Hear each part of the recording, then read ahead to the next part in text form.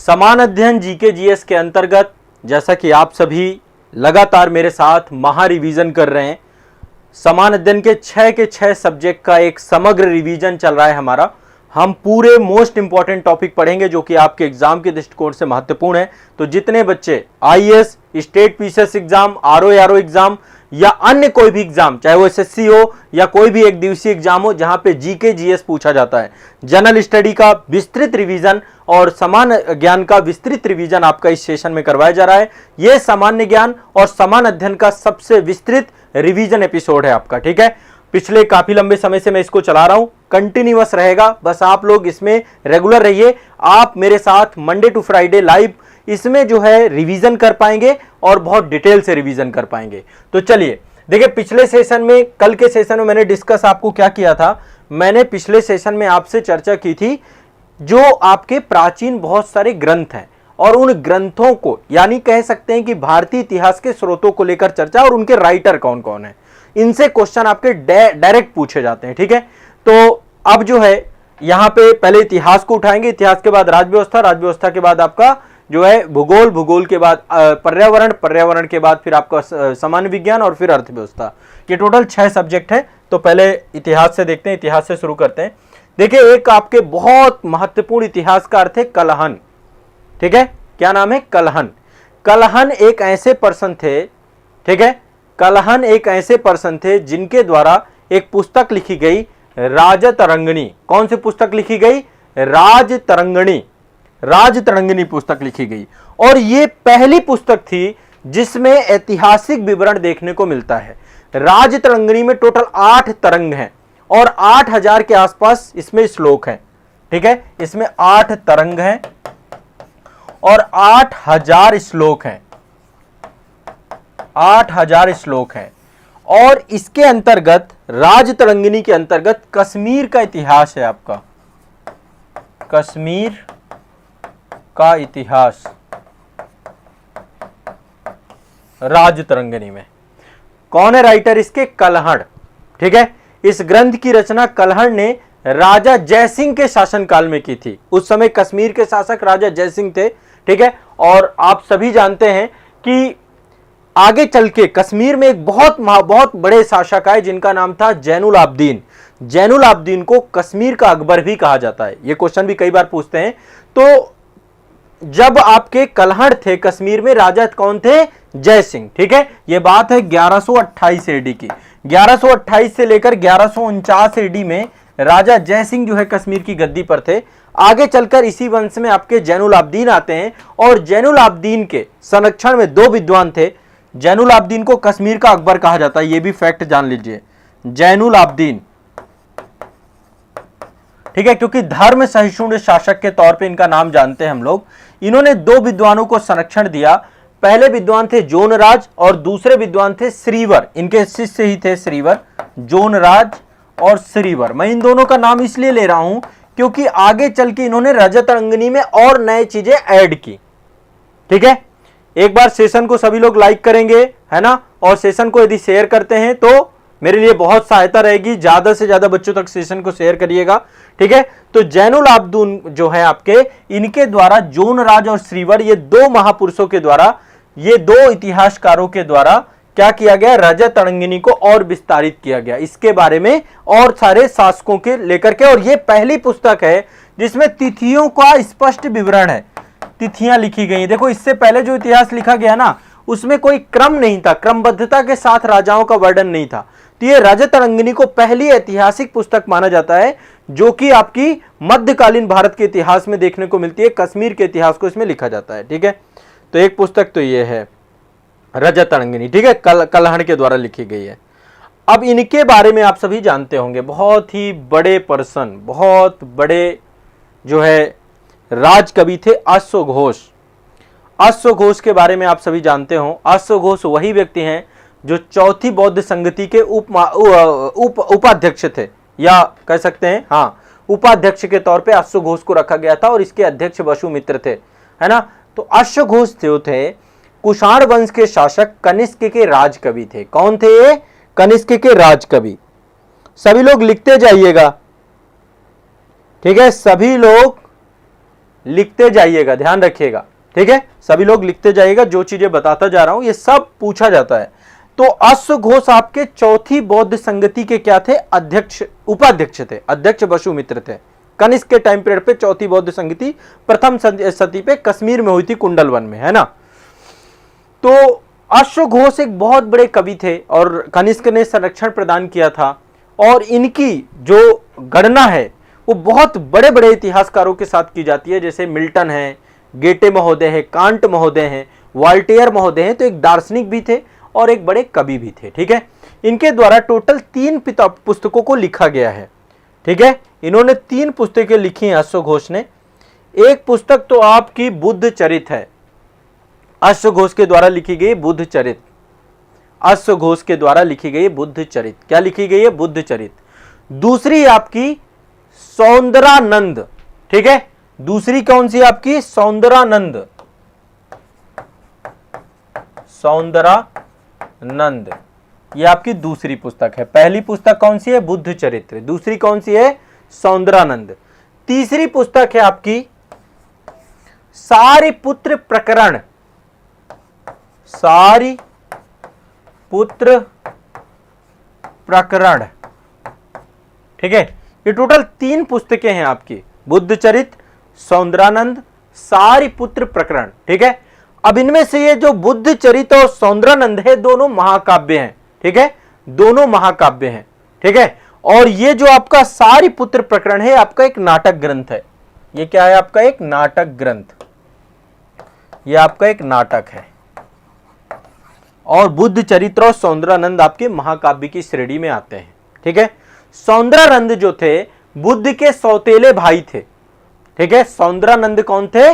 बुद्ध के सौतेले भाई। इनका दूसरा नाम सुंदरनंद भी था, ठीक है। तो ये बौद्ध धर्म जब ग्रहण करते हैं, इनके बौद्ध धर्म ग्रहण करने की कहानी जो है सौंदरानंद में दी गई है। तो अश्वघोष के द्वारा 3 किताबें लिखी गई और ये तीनों किताबें मैच द फॉलोइंग में कभी भी पूछी जाती हैं, तो आप इनको अब गलत नहीं करोगे। एक तो बुद्ध चरित्र है, दूसरा सौंदरानंद है और तीसरा सारिपुत्र प्रकरण है। क्लियर है? स्पष्ट है सभी को? ये वाला टॉपिक भी क्लियर हो गया।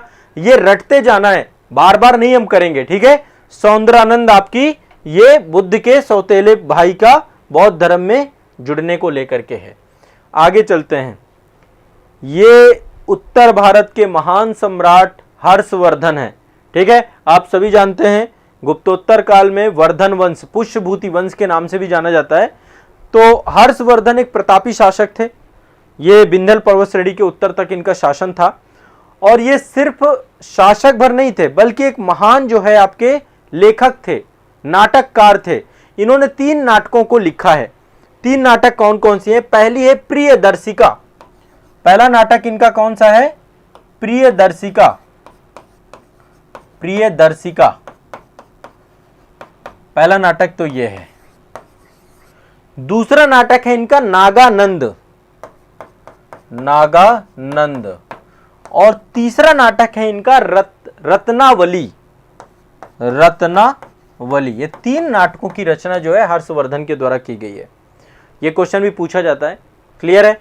देखो, प्रियदर्शिका जो है ये वत्सराज उदयन के अंतःपुर की प्रणय कथा का वर्णन है। वत्सराज उदयन थे, वत्स नरेश थे उस समय, तो उनकी अंतःपुर की प्रणय कथा का वर्णन किया गया है, ठीक है। और जो रत्नावली है, रत्नावली जो है ये वत्सराज उदयन और उनकी रानी वासव दत्ता, है ना, वासव दत्ता की जो परिचायिका थी, जो उनकी सेविका थी, उसकी प्रणय कथा की कहानी है। तो ये 2 तो आपके जो है वत्सराज उदयन से जुड़ी हुई हैं, ठीक है। पहला आपका प्रियदर्शिका, दूसरा आपका रत्नावली, ठीक है। दोनों तो वत्सराज उदयन से जुड़ी हुई हैं। इसके बाद तीसरा नाटक आपका नागानंद है। नागानंद बौद्ध धर्म से प्रभावित है, ठीक है। और इसमें जो है काफी सारे जो है बौद्ध धर्म से जुड़े हुए प्रसंगों को लिखा गया है। तो ये आपको ध्यान रखिएगा, 3 पुस्तकें इनकी, प्रियदर्शिका, नागानंद, रत्नावली, ठीक है। और आप सोचिए ये तीनों पुस्तकें हर्ष को समकालीन कालिदास के समान, वाण के समान, मयूर के समान, हर्ष के समान, ठीक है, भास के समान, इन सभी कवियों के समान ला करके इनको खड़ा कर देती, इतनी प्रमुख पुस्तकें हैं। तो हर्ष ने 3 पुस्तकें ये लिखी, प्रियदर्शिका, नागानंद, रत्नावली, ठीक है। दूसरा जो है ये आपका जो है अश्वघोष ने लिखी, सौंदरानंद, सारिपुत्र प्रकरण और बुद्ध चरित्र, ठीक है। और इसके बाद जो है एक ये आपकी यहां पे है, ये अश्वघोष के द्वारा ये लिखी गई।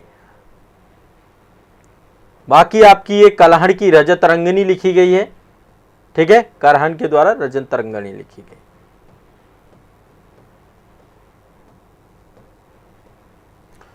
क्लियर है, स्पष्ट है सभी को? चलिए आगे चलते हैं। तो ये तो आपका कंप्लीट हो गया इतिहास से जुड़े हुए। अभी पुस्तकें मैं आपकी और कराऊंगा, पुस्तकें कंप्लीट कराऊंगा, जितनी आपको बताता जा रहा हूं इतना करते जाइए। ये सब आपके मैच द फॉलोइंग वाले टॉपिक हैं, सब हो जाएगा, टेंशन फ्री रहना आपको, ठीक है। चलिए अब हम पढ़ते हैं भारतीय संविधान के फिर से कुछ आर्टिकल्स। मैं आपको आर्टिकल्स की एक लंबी लिस्ट हमारी चली आ रही है। आज जो है आपको मैं काफी सारे आर्टिकल याद कराने वाला हूं यहाँ पे, ठीक है, काफी सारे आर्टिकल याद कराऊंगा, लगभग 7-8 आर्टिकल मान के चलिए। तो एक बार मैं आर्टिकल लिखता हूं यहाँ पे क्रम से, कौन कौन से आर्टिकल हम देखेंगे और फिर इसके बाद उन आर्टिकल पे चर्चा करेंगे। एक तो आर्टिकल 214, ठीक है, हाई कोर्ट स्टार्ट हो जाएगा आपका। आर्टिकल 215, आर्टिकल 214, 215, 216, 217, ये सारे स्टेट से जुड़े हुए हैं आर्टिकल, ठीक है, और बहुत इंपॉर्टेंट है। फिर आर्टिकल है आपका 219, 226, ठीक है, आर्टिकल 219, 226, 231, ठीक है। या फिर एक काम करिए, ये सारे इतने सारे अभी मत पढ़िए, अभी मैं सिर्फ आपको इतने आर्टिकल याद करा देता हूं। 5 याद करिए, मैं नहीं चाहता कि ओवरलोड हो जाए एक साथ ही, फिर इतना ज़्यादा मैं नहीं पढ़ाना चाहता आपको, फिर वो ज़्यादा हो जाता है, फिर आप दिक्कत हो जाएंगे आपके साथ, ठीक है। 5 आर्टिकल पढ़ते हैं। सबसे पहले देखिए, अभी आज आपको पता होगा कि जो ज्ञान वापी मंदिर है, वो माफ करिएगा, जो कृष्ण मंदिर है मथुरा में, उसको लेकर के आज हाई कोर्ट का डिसीजन भी आपका आया हुआ है, आप लोगों ने देखी होगी वो खबर।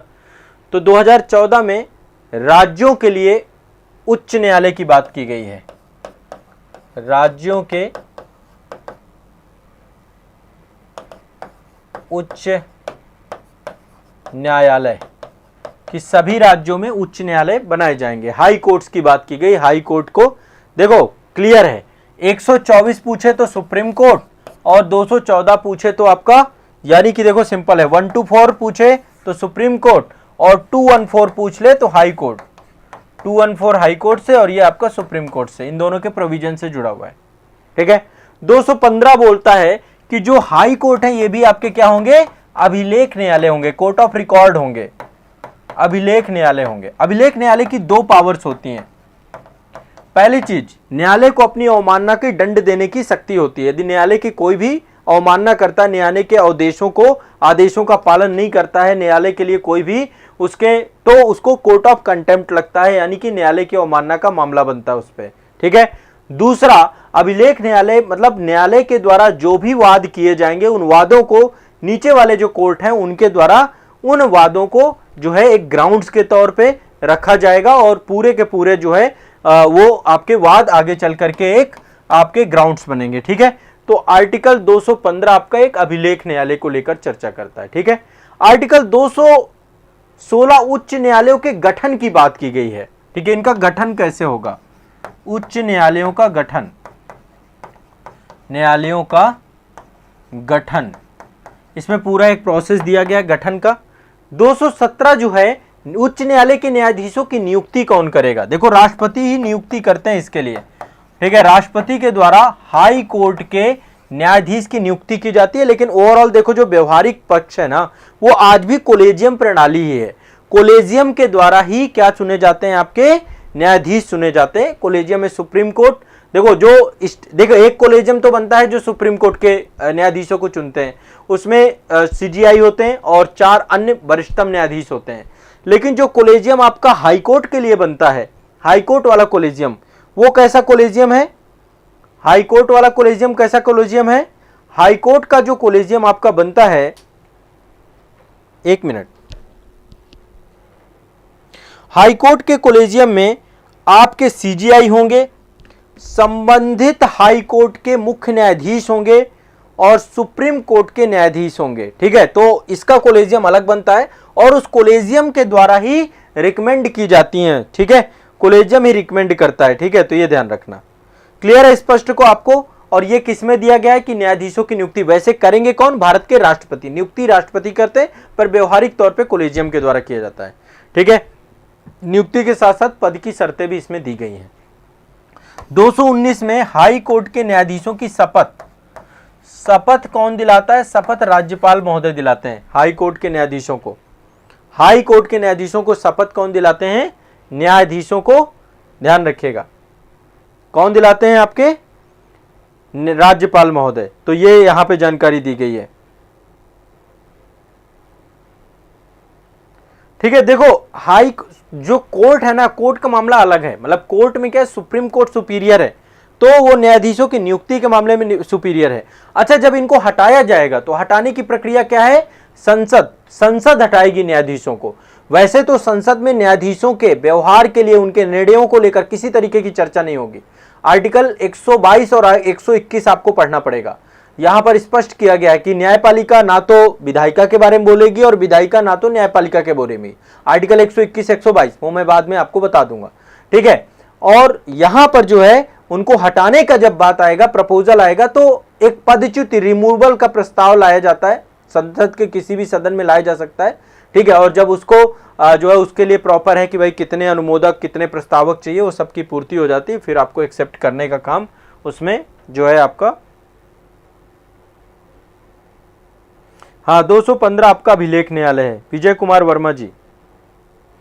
214 उच्च न्यायालय, 215 अभिलेख न्यायालय, 216 उच्च न्यायालय का गठन, 217 नियुक्ति। ठीक है, और 219 है हाई कोर्ट की शपथ। बहुत बढ़िया। ये कौन है? आपके अभिलाष रघुवंशी जी। बहुत बढ़िया, वेरी गुड।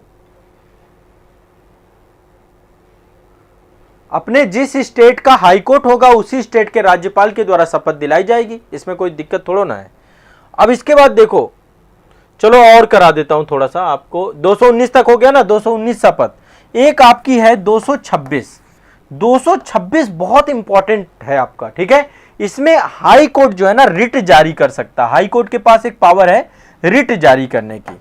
ये पावर कई मामलों में सुप्रीम कोर्ट से ज्यादा है। ठीक है, सुप्रीम कोर्ट में आर्टिकल 32 के तहत यदि किसी भी प्रकार से आपके फंडामेंटल राइट का वायलेशन होता है, आपके एफआर का वायलेशन होता है, राज्य के द्वारा आपके फंडामेंटल राइट को वायलेट किया जाता है, या व्यक्ति के द्वारा, कुछ मामलों में व्यक्ति के लिए भी है फंडामेंटल राइट, तो आप आर्टिकल 32 के तहत डायरेक्ट सुप्रीम कोर्ट जा सकते हैं। लेकिन आप चाहें तो आप हाई कोर्ट भी जा सकते हैं आर्टिकल 226 के तहत। ठीक है, रिट पिटीशन होती है ना, आपका एक परमादेश होता है, बंदी प्रत्यक्षीकरण होता है, उत्प्रेषण होता है, प्रतिषेध होता है और अधिकार परीक्षा होता है। टोटल 5 रिटें होती हैं। तो आप रिट पिटीशन लगाएंगे आर्टिकल 32 के तहत सुप्रीम कोर्ट में, आर्टिकल 226 के तहत हाई कोर्ट में। ठीक है, हाई कोर्ट को मतलब रिटें निकालने की पावर होती है। ठीक है, और एक चीज और समझिएगा, आर्टिकल 32 से भी बड़ा आर्टिकल 226 को हम किस मामले में बोलते हैं? क्योंकि आर्टिकल 32 के तहत सुप्रीम कोर्ट के पास केवल पावर है एफआर के मामले में, लेकिन आर्टिकल 226 के तहत रिट जो निकलती है वो एफआर से तो निकलती है। एफआर का मतलब है फंडामेंटल राइट, मौलिक अधिकार, प्लस साथ में अन्य कानूनी मामलों में भी, अन्य कोई भी कानूनी मामला है तो उस मामले पर भी हाई कोर्ट के द्वारा रिट निकाली जा सकती है। इसलिए कई बार रिट की पावर की जब बात आती है तो हाई कोर्ट की रिट की पावर को हम ज्यादा मानते हैं। लेकिन अल्टीमेट देखो, सबसे ऊपर तो एक ही बैठा है, सुप्रीम कोर्ट। जो निर्णय यहां से आएगा वो सर्वमान्य होगा, सबको माना जा सकता है। इसके बाद ना तो कोई अपील है ना तो कुछ। हमारे देश का सर्वोच्च न्यायालय ही सर्वोपरि है, और निश्चित तौर पे सर्वोच्च न्यायालय हमेशा जो है, एक चीज आपको बताता हूं आज थोड़ा सा, अभी आपको पता है इस समय इजराइल और हमास के बीच में जो माजरा चल रहा है अपने आप में डरा देने वाला नहीं है। मतलब आप लोग अभी न्यूज सुन रहे होंगे तो आपको कपकपी नहीं लगती, आपके मन में अशांति सी नहीं होती है कि ये क्या हो रहा है। मतलब मैं आपको अपनी बात बताता हूं, जब से ये युद्ध चला है ना, आप सोच नहीं सकते कि, मतलब कई बार ये लगता है कि यार हम मानव हैं, है ना, और जमीन के टुकड़े को लेकर मतलब इंसानियत का कोई मतलब नहीं है। अब फिर इसमें बहुत सारी चीजें आ जाती हैं। अभी हम सब कुछ साइड में रख देते हैं कि यार इतना बैकग्राउंड था, इतिहास था, सब कुछ है। पता है क्या बर्बरता है वहां पे? हमास भी बर्बरता कर रहा है और इजराइल भी कर रहा है। मतलब ऐसा नहीं है कि कोई एक तरफा ही चल रहा है, दोनों की अपनी और अलग अलग पक्ष। अब तो पूरा विश्व 2 धड़ों में बट गया है। यदि आप रियलिस्टिक इस पूरी कहानी पे जाएंगे ना तो आपको बहुत सारे पक्ष उभर के आएंगे। और यहूदियों के साथ भी बहुत बर्बर हुए इस समाज में। मतलब द्वितीय विश्व युद्ध से पहले आप देखें तो जो हिटलर ने यहूदियों के साथ किया वो तो सबसे अमानवीय था। 60 लाख यहूदी मार दिए हिटलर ने। और आज देखा जाए तो आज वो अपने सर्वाइवल के लिए लड़ रहे हैं, हमास अपने सर्वाइवल के लिए लड़ रहा है, सब लड़ रहे हैं, सब आपस में लड़ ही रहे हैं। और जो ये पूरा तरीका था, मतलब आप देखिए कैसे हमास इंटर होता है, कैसे इंटर होकर के वहां से बहुत सारे नागरिकों को उठा के ले जाता है। आज पता है क्या हालत है गाजा पट्टी की, शमशान बन गया है, कब्रिस्तान बन गया है, कोई वहां पे हेल्थ सिस्टम नहीं है, कोई हेल्थ सिस्टम नहीं। कौन किसका इलाज करेगा, कितनों का इलाज करोगे, कितनों का इलाज। 2 लाख से ज्यादा लोग विस्थापित हो चुके हैं वहां से, 20 लाख की जनसंख्या है वहां की, 20 लाख की जनसंख्या। उसके जस्ट बगल में यूक्रेन की हालत आप देखो, यूक्रेन 1 साल से, यूरोप एक दम्भ था यूरोप में, हम युद्ध करते हैं, हम सभ्य बनाते हैं दुनिया को। आज देखिए यूरोप की क्या हालत है। अमेरिका हर जगह घी डाल रहा है, उसके आसपास का मामला है ही नहीं, उसको क्या करना है, घी डाल रहा है, आग लगेगी भी तो आपस में लड़ते रहेंगे, जलते रहेंगे, है ना। तो आप सोचिए यहां पे इतनी बुरी स्थिति है, बहुत बुरा काल है। कई बार लगता है यार हम मानव है। अच्छा एक चीज और बताऊं, अन्य कितनी सारी प्रजातियां हैं इस धरती में, इस सृष्टि में। हम जैव विविधता की बात करते हैं ना, और इतनी सारी, कई बार कहते हैं हमारे ग्रंथों में है, पौराणिक ग्रंथों में कि 84 करोड़ योनियों के बाद जो है मानव जीवन मिलता है।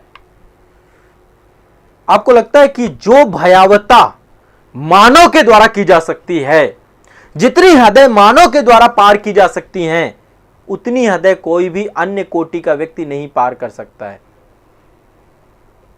आपको लगेगा कि सर टाइगर तो शिकार करता है, शिकार करके दूसरे जीव को खा जाता है। अरे ये तो हमारे लिए सबसे सामान्य बात है भाई। हमारी बर्बरताएं देखिए, हम ना तो किसी मर्यादा को देखते, ना तो हम किसी, जैसे ही धार्मिक उन्माद हमारे सर पे चढ़ा, जैसे ही हमारे ऊपर, अपने ऊपर, खुद पे ऊपर संकट आया, फिर हम पागल हैं। देखिए, और युद्ध इसी का परिणाम होता है। मैं आपको एक चीज बताऊं, भगवान न करे, ईश्वर न करे, भारत के ऊपर कभी ऐसा संकट आए। कई बार हमने संकट झेल भी लिया है। हमारे पड़ोस में भी सन की शोल्डर हैं, पाकिस्तान बड़ा सन की शोल्डर है, और चाइना की हालत भी यही है। चाइना भी कुछ सोचता समझता नहीं है, जब उसको लगा कि मुझे कुछ करना है तो कर डालता है। ठीक है, आज तो ये सोचिए कि जो नीति नियंता थे हमारे, हमें कई बार लगता है कि हमने क्या हासिल किया। हमने, राज्य से बड़ी कोई शक्ति नहीं है, राज्य के नाम पे ही हमारा अस्तित्व है। ये सोचिए, राज्य पावरफुल होगा तो ही हम हैं। आज गाजा पट्टी में कोई उनको नाम देने वाला नहीं है कि वो किस स्टेट के नागरिक हैं, कौन उनकी मदद करेगा। जो शरणार्थी बन रहे हैं एक देश से दूसरे देश में जाके, सोचिए उनके जीवन के लिए क्या त्रासदी होगी। ये जो पूरी जिंदगी है ना 60-70 साल की, कैसे गुजर रही है उनकी, किस दहशत में गुजर रही है। और ये स्थिति हमारे यहां भी है। आप कश्मीर घाटी में देखिए, यही तो हो रहा है।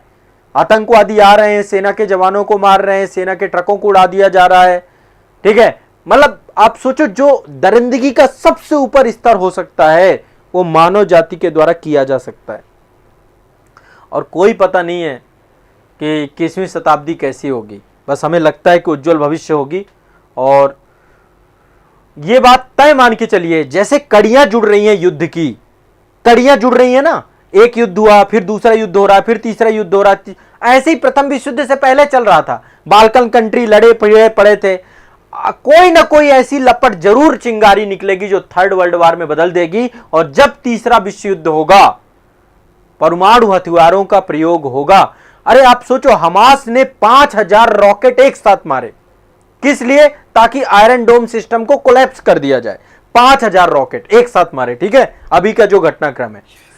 यदि ऐसे किसी भी ग्रुप को परमाणु बम हाथ लग जाए तो इसको चलाने में ये सकुचेंगे? नहीं सकुचेंगे। और एक चीज और ध्यान रखिएगा, क्या लगता है आपको, इनके हाथ में परमाणु बम नहीं लगेगा? लगेगा। ये तबाह करेंगे, पूरी धरती को खत्म कर देंगे। ऐसे ऐसे आविष्कार कर लिए ना, ये मंगल ग्रह में जीवन ढूंढ ले तो ज्यादा अच्छा है भैया, निकल जाए जितने निकल सकते हो। ये धरती में जो जीवन है ना, इसको तहस नहस करेंगे, ये युद्ध करेंगे, ये देश करेंगे जो सबसे सिविलाइज्ड बोलते हैं, ये करेंगे, सब मार खार खत्म कर देंगे। देखिएगा, अब ज्यादा नहीं, 21वीं शताब्दी, मतलब हम लोग पता नहीं देख पाएंगे कि नहीं देख पाएंगे, त्रासदी आएगी, सब विनाश कर डालेंगे, फिर खत्म करेंगे, फिर युद्ध होगा, फिर बैठेंगे, फिर सुलझाएंगे, है ना। आप देखिए ना, पूरा एक सीक्वेंस बन रहा है, सब आपस में भिड़े पड़े, कुछ ताप रहे हैं आग को, पश्चिमी देश ताप ही रहे हैं, उनको तापने में बहुत मजा आता है। यही आग को तापा था इन्होंने प्रथम विश्व युद्ध से पहले, ऐसे ये ताप रहे थे द्वितीय विश्व युद्ध से पहले। ठीक है, अब तृतीय विश्व युद्ध का बढ़ रहा है, कोई बहुत नहीं, बहुत कितना डिफरेंस हो गया। द्वितीय आपका 1945 में खत्म हुआ था, 2023 ही तो चल रहा है भाई, कौन से बहुत ज्यादा टाइम हो गए, कोई फर्क नहीं पड़ता इनको, अभी 90-100 साल भी पूरे नहीं हुए। ठीक है, तो कंडीशन खराब है, मतलब मीडिया की तो कुछ बातें आती हैं, कुछ तो पता ही नहीं क्या हो रहा है। ठीक है, चलो मैं भावनाओं में नहीं बहते हैं, मुद्दों पे आते हैं। हम आर्टिकल पढ़ रहे थे, फंडामेंटल राइट पढ़ रहे थे, आर्टिकल 226 मैंने आपको रिट पिटीशन बताई, और ये बहुत ही व्यापक होती है। ठीक है, 2 रिट पिटीशन आपने देख ली। इसके बाद एक आर्टिकल और है आपका, आर्टिकल 231 231, ये भी याद कर लो। 231 क्या है आपका, 2 या 2 से अधिक राज्यों के लिए एक ही हाईकोर्ट हो सकता है। 2 या 2 से अधिक राज्यों के लिए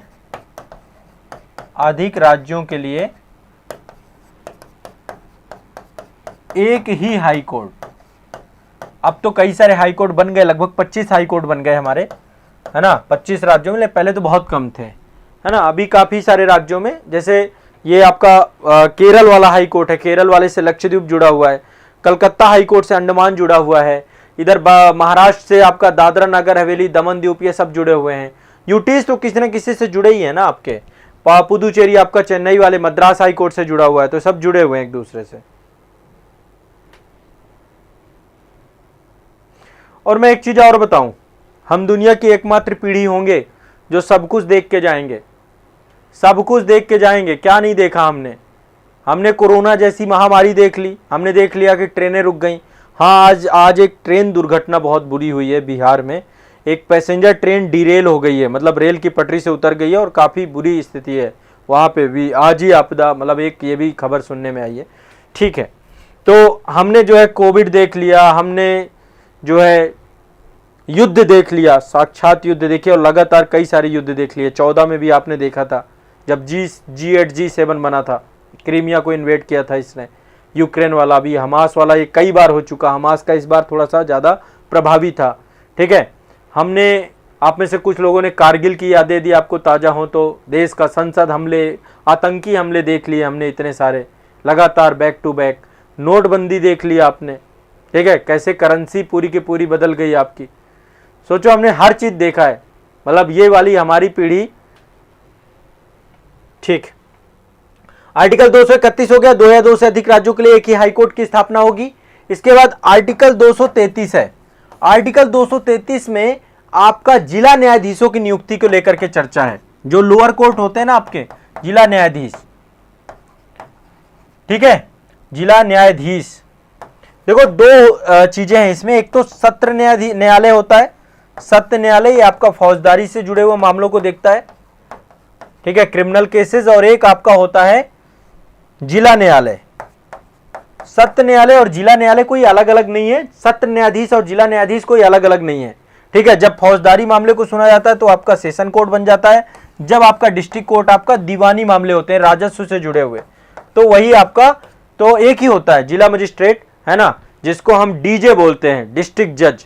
फिर उसके नीचे बहुत सारे एडीजे होते हैं आपके, और एडीजे के नीचे बहुत सारे सीजीएम कोर्ट होती हैं, है ना, चीफ म्युनिसिपल जो है आपके मजिस्ट्रेट होते हैं, और सीजीएम कोर्ट होते हैं, एसडीएम कोर्ट होती हैं, कई सारी कोर्ट होती हैं आपकी, म्युनिसिप कोर्ट होती हैं आपकी। तो लोअर का मतलब एक पूरी हायरार्की क्रिएट है। ठीक है, तो आर्टिकल 233 आपका ये हो गया। आर्टिकल 239, इसको और याद कर लीजिए, आर्टिकल 239 संघ राज्य क्षेत्रों के प्रशासन से जुड़ा हुआ है, संघ राज्य क्षेत्रों के प्रशासन से, यूटीज के प्रशासन से जुड़ा हुआ है। भाग 8 है ये आपका, यहां से शुरुआत हो जाती है।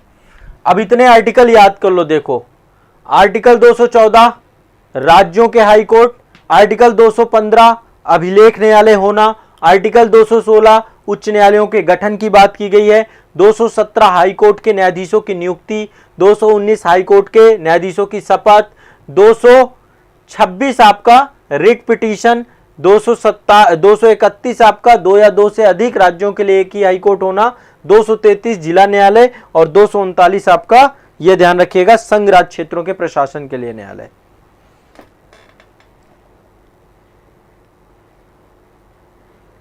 ठीक है भाई, क्लास करो अभी, थोड़ा सा डिस्कशन से ज़्यादा जो चीज़ें बताता जाऊँ, बीच बीच में देखो मुद्दे आ जाते हैं। और इस समय बड़ा वर्निंग टॉपिक है, अभी तक मैंने इस विषय पे ज़्यादा डिस्कस नहीं किया है। इजराइल हमास को लेकर मैं आपको एक डिटेल वीडियो दूंगा जल्द ही, जिसमें मैं पूरा बैकग्राउंड हिस्ट्री पढ़ाते हुए पूरा कंप्लीट बताऊंगा। थोड़ा सा मैं कोई मतलब मैं वो बॉल टू बॉल कमेंट्री करने के लिए इतने सारे न्यूज़ चैनल बने हुए हैं, वहाँ पे बॉल टू बॉल कमेंट्री चल रही है। आज ये हुआ, थर्ड वर्ल्ड वार होने वाला है, इसने ये मदद कर दी, उसने वो मदद कर दी, ये तो न्यूज़ चैनल वाले अपना टीआरपी वाला काम कर रहे हैं। मैं आपको ऑथेंटिक और एग्जाम ओरिएंटेड जो आपकी नॉलेज होगी उसको लेकर के मैं पूरा अंतर्राष्ट्रीय संबंधों से जोड़ करके टॉपिक को पढ़ाऊंगा। ठीक है, इजराइल हमास संबंधों को लेकर के, ताकि आप एग्जाम के अपना एक खुद का स्टैंड भी क्रिएट करना है आपको, किस मुद्दे के सोल्यूशन किस तरीके के निकल सकते हैं।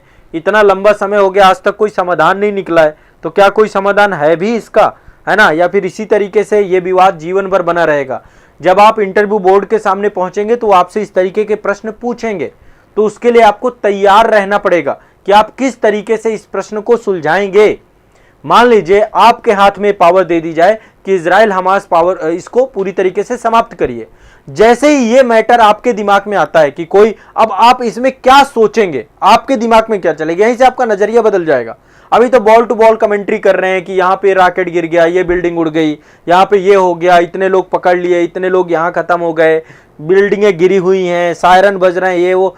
मीडिया वाले तो अपने स्टूडियो के अंदर सायरन लगाए हुए हैं, वो मिसाइलें अलग छोड़ रहे हैं, न्यूज रूम में ही छोड़ रहे हैं। वो वाला बॉल टू बॉल कमेंट्री नहीं। आप एक बार बैठ के सोचिए कि इन प्रॉब्लम्स का सोल्यूशन हो भी सकता है कुछ, यदि हो सकता है तो क्या निकाला जा सकता है। उस दिशा में जब बैठकर सोचेंगे तब आप मैटर को समझेंगे।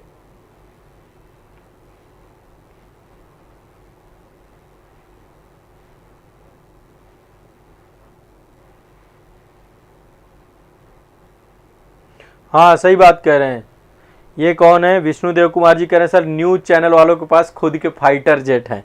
हाँ, वो न्यूज रूम में इस समय अब सब 3D एनिमेशन के थ्रू सब पढ़ा रहे हैं। चलो आगे चलते हैं।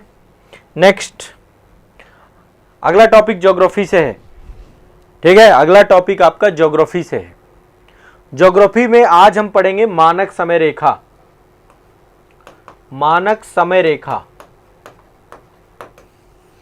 ठीक है, मानक समय रेखा। पहले तो ये समझिए, हर देश के पास अपनी मानक समय रेखा होती है। आपके घड़ी में कोई ना कोई टाइम बज रहा है अभी, है ना? बज रहा है ना? तो घड़ी में सबके टाइम बज रहा है। इसके लिए देखो, एक तो मेरा वीडियो है, ये वाला वीडियो आप लोगों ने देखा है क्या? मानक समय रेखा जो भारत की 82.5 डिग्री पूर्वी देशांतर है, यहां से जाके देखो मैंने वीडियो बनाया था। आप लोग एक तो देखते नहीं है। भारत दर्शन का एपिसोड नंबर 25 है, ये मैंने बनाया है। आप सर्च करोगे तो ये वीडियो मिलेगा आपका। ये मिर्जापुर से होके जाती है मानक समय रेखा। कहाँ से जाती है? उत्तर प्रदेश के मिर्जापुर से होके, विंध्याचल क्षेत्र से। मिर्जापुर में एक जगह है विंध्याचल, विंध्यवासिनी का देवी का मंदिर भी है वहाँ पे, तो विंध्याचल से होके जाती है आपकी। मिर्जापुर में बहुत आदिम बस्तियां रही हैं, बेलन घाटी वाला क्षेत्र है। तो भारत की प्रमाणिक मानक मध्याह्न रेखा ये कौन सी है आपकी? सबसे पहले ये आपकी एक देशांतर रेखा है। ये पहली बात तो ये क्या है? एक लॉन्गिट्यूड है आपका, देशांतर रेखा है। देशांतर रेखा कितने डिग्री है? ये 82.5 डिग्री देशांतर रेखा है। ठीक है, 82.5 डिग्री देशांतर रेखा भारत की मानक समय रेखा है, जो कि ग्रीनविच मध्याह्न से 5.5 घंटे आगे है। ठीक है, ग्रीनविच मध्याह्न से कितनी आगे? 5.5 घंटे। ग्रीनविच मध्याह्न आपका 0 डिग्री है।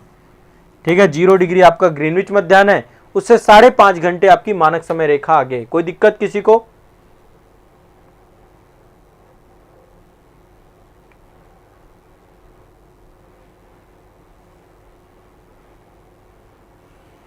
ठीक है।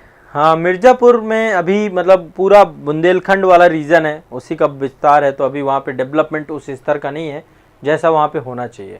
तो प्रयागराज के पास से होके जाती है, मतलब इलाहाबाद का नैनी है ना, नैनी के पास ही आपका पड़ता है ये। ठीक है, कई जगह पे नैनी लिखा होता है कि नैनी के पास से जाती है, दरअसल नैनी के पास पड़ता है आपका मिर्जापुर। ठीक है, विंध्याचल क्षेत्र। आप मेरा मास्टर वीडियो देख लेना, उससे आपको वो भारत दर्शन का वीडियो, ये एपिसोड नंबर 25 प्लेलिस्ट में मिल जाएगा आपको। और मैं आपको जल्द ही भारत दर्शन के 2 वीडियो रिलीज करने जा रहा हूं, वो मैं डेट आपको अभी बता दूंगा कब रिलीज होंगे।